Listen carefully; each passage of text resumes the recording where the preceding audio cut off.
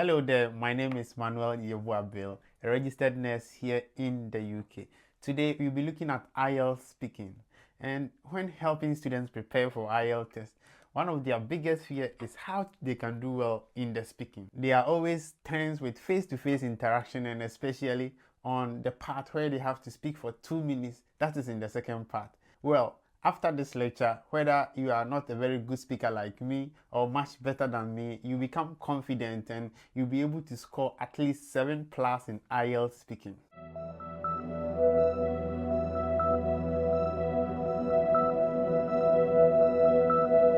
IELTS speaking is a face-to-face informal discussion with an IELTS examiner.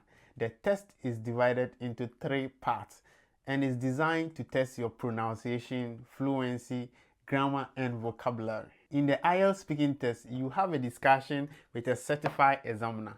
It will be interactive and as close to real-life situation as a test can get. The speaking test is usually 11 to 14 minutes long and is in 3 parts. Now, let's look at how you can practice. The first thing is you have to find a steady partner to help you practice. This could be your partner or your friend. And if you are studying alone, the best thing you can do is to record yourself so that you can go back and check your performance after you play the audio.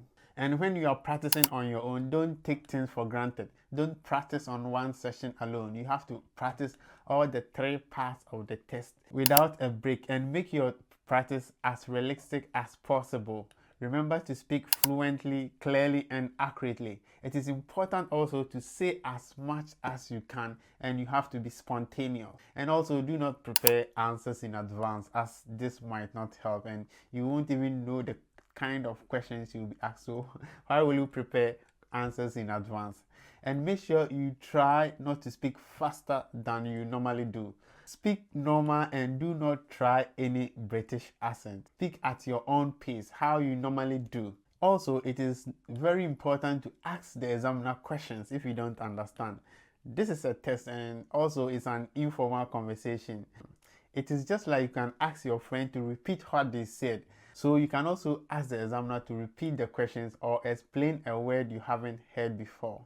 For example, you can tell them, "I'm sorry, can you explain what X means or what this word means?" However, you can't ask the examiner to explain a whole sentence. I hope you understand. So if you come across a word or the examiner says a word and you don't understand that particular word, you can ask the examiner to explain the word, but you can't ask the examiner to explain a whole sentence. Alright, now let's go on. Also, try to give full answers. Yes and no are not satisfactory answers, and in your IELTS speaking test, you need to show the examiner how good your English is. If you give a very short answer, there is no way the examiner can know whether you are good or not. Therefore, you should try to expand your answer and explain your answers. We will be looking at some of these later in the video. And also, let me tell you one tip here. If you make a mistake, try to correct it. Don't try to brush it over. When you are speaking and you make a mistake, try to go back and make the necessary correction. People make mistakes when they speak all the time, especially when they are nervous in an exam. So by correcting your mistakes as you make them, you can show the examiner that you really know your grammar and vocabulary. It's just like every day we speak to people, we make mistakes and we correct it. This is also an informal conversation. The only difference is that it's with an examiner.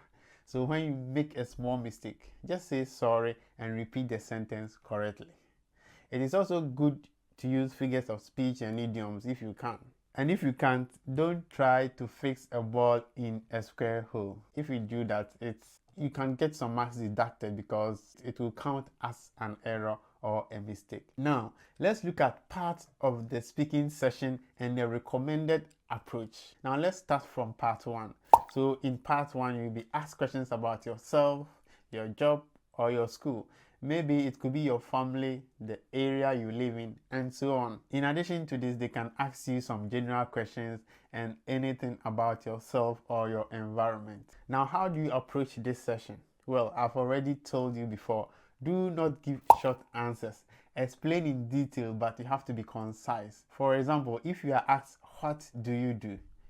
You can say you are a nurse, but you are not going to get the required marks. you can't be assessed if you speak like this.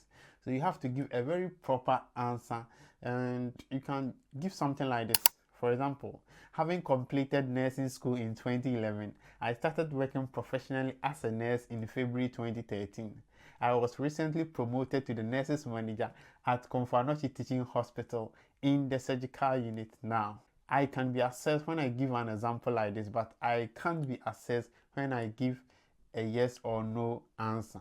Now, the next tip to answer questions in session 1 is to give an example if you can. But do not do this in all the questions that you are asked.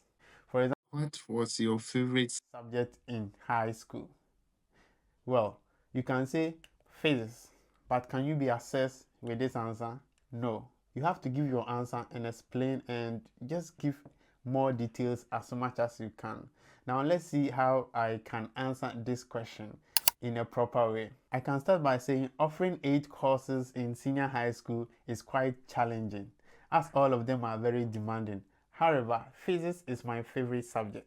I am so obsessed with physics to the extent that I came out victorious in the national physics exams organized by Ghana Education Service in 2006. Now, if I give this example, the examiner will be happy. The examiner can assess me with this answer and I can get the highest mark in this session. So try to give as much as details as you can and give an example if you can. The next tip I want to tell you is to use paraphrasing and synonyms as much as possible. If the examiner asks you any question, don't try to repeat the same line of sentencing or don't repeat the same words whilst answering the questions. For example, if you are faced with a question like, many male doctors prefer to use their own cars to work due to its convenience, do you agree? Instead of using males and all those words in the question that you are asked, you can twist the question, use synonyms to answer the question. You can say, yes, this is very true. Due to the nature of the job, most men who practice as doctors would rather use their automobile to work due to its comfort nature and easy access to their place of work. This sounds much better, and the examiner can know that, oh, you can use synonyms, you can use a wide range of vocabulary to explain whatever you are asked. And this will put your IELTS speaking score up to the highest level. Now let's look at the part 2, which we call the cue card.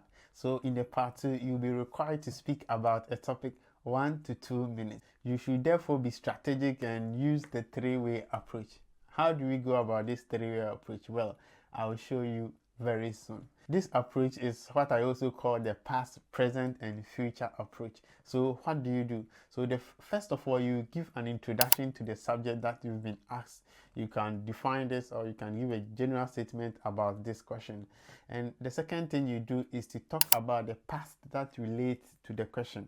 And the third thing is you talk about your current experience with the subject, and then you answer the question provided. So the first thing is you say something small about the question that you've been asked. You can give a general statement or you can give a definition, and you can also say something about the past relating to that same question.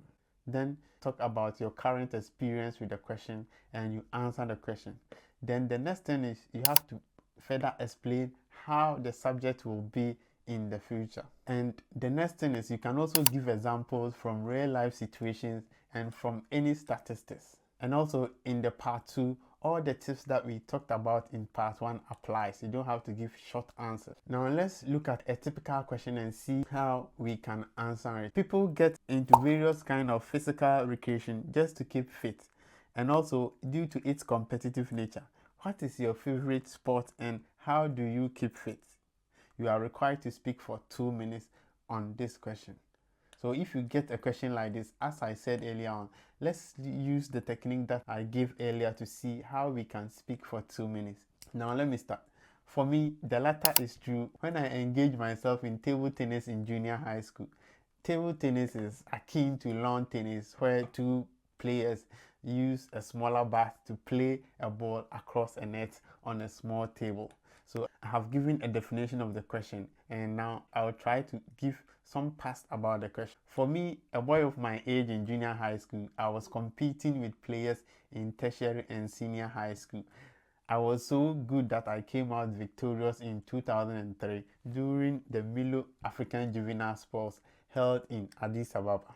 I have given a definition of the question that has been asked. I have talked about my previous experience with this same topic, and now I'm coming to speak about my current experience. Now listen, ping pong or table tennis has become part of me ever since, and I made sure that this sport is the only activity I engage myself in during my pastime or leisure activity.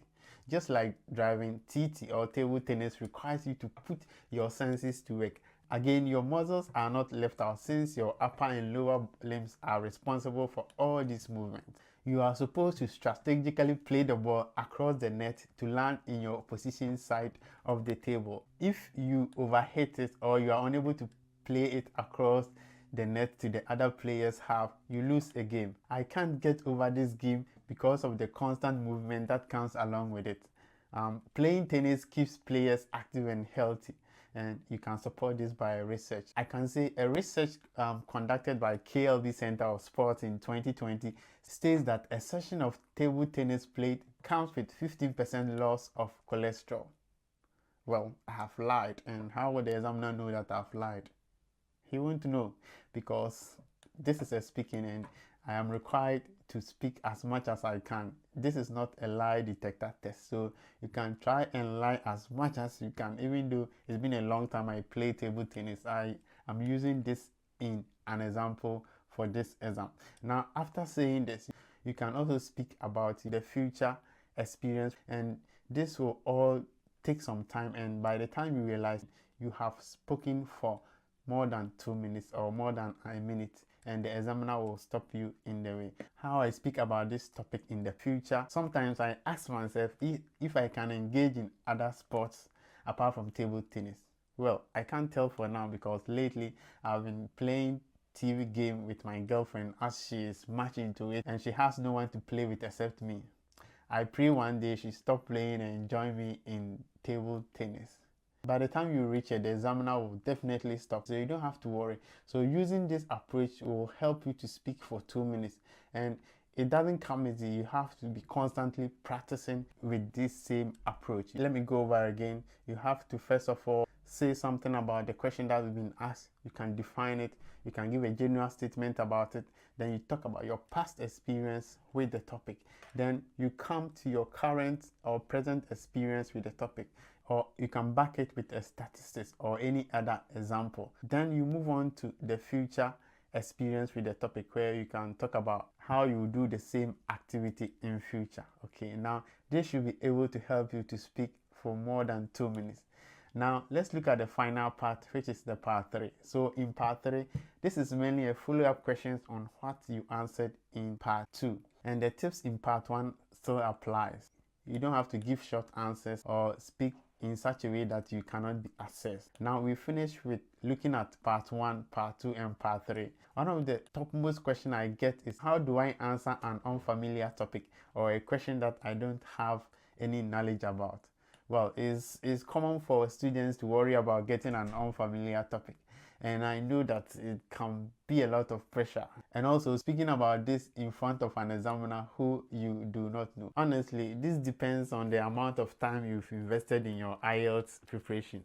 So if you have really prepared, you can really know how to go about this. However, it is unlikely that you receive a topic that you don't know anything about. The topics chosen by IELTS are topics that most people are comfortable discussing. Okay, so you don't have to be worrying about getting an unfamiliar topic. And also, IELTS is not a knowledge test, it's a speaking test. The marking scheme doesn't mention knowledge specific criteria. It tests your fluency, your coherence, your pronunciation, your vocabulary and grammar. There is no criteria where you are assessed on your accent or on the way you speak. Even my accent is acceptable. Now let's see when you are faced with an unfamiliar topic, even though we will not be faced with such topic. Just in case you get a topic and you are not familiar with it, the first thing you have to do is to be open and honest. Always tell the examiner that you know very little about the topic and it's not relevant to your own experience. However, it is important that you explain why. Explaining that you don't know much about the topic will help you to develop your answer, and you'll be demonstrating your pronunciation, grammar, vocabulary, fluency skill. Remember that no two people will answer the question the exact way, so it's not in the case of your answer being right or wrong. The ultimate goal is to communicate with the examiner effectively. So if you don't know anything about the topic, explain why you don't know anything about the topic. By doing so, you will be assessed on your vocabulary. Now, the second way of answering an unfamiliar topic is to make a story. Yes, make it up.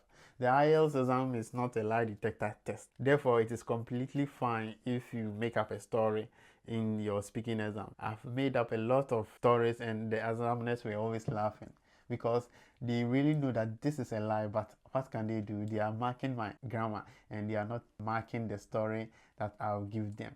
This strategy is more suited for those who are naturally good storytellers or the creative types. So if you struggle to speak creatively or dishonestly, I will not recommend lying to an examiner. If you are uncomfortable with the idea of lying, you can always speculate about other people's experience of your given topic. It's much better to speak about other people and keep talking than to hesitate or pause because you don't know what else to talk about. Now, enough of the talking. Let's look at an example of how I will address a topic which I have not had experience with and I have been asked to talk about. For example, do you go to the club? This is a highly unlikely question you'll be asked in an IELTS. Let's see how I will answer this. I will say going to club is not my thing. I always do not have the time to go to places of such nature as I'm always engrossed in my studies. I always have a long research proposal that I am always working on, so I do not have time to go to class. But